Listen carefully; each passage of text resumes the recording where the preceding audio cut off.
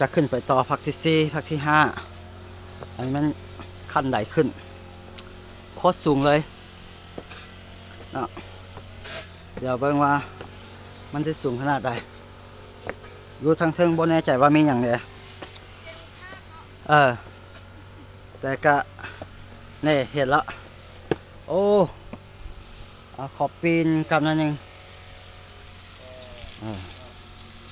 โอ้โหความสูงสัน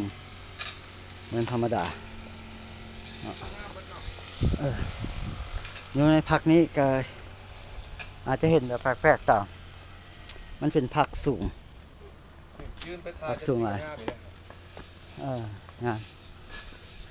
เป็นอะไรแขกเมื่อยปะเมื่อยสัตว์ออกเลยปะไก่นำเที่ยวนะไอ้แขกมันเป็นไก่นำเที่ยวเป็นไก่ประจำแขวงจำปาสักโอ้พักนี้ยังสูงสุดยอดเลยพักนี้เห็นปะสูงหลายเอาเบื้องหน้าตัวเองนั่นนึงเนาะโอ้รู้สึกว่าเมื่อยหลายเพราะมันจะเป็นพักขึ้นไปโอเคสูงเลยเนาะพักนี้เนาะต้นจำปาก็อลังการงานสร้างน่ากลัวตัวนี้ถือว่าเป็นบันไดสวรรค์ถ้าสามารถขึ้นบันไดนี้ได้ฮอดจอมหมายความว่าตอนนั้นได้ขึ้นสวรรค์เรียบร้อยแล้วเห็นบ่ข้าพเจ้าว่าบ่ทันสุดผู้นี้มันจะไปก่อนสิลงนรกก่อนแล้วนี่ ว่าจะขึ้นสวรรค์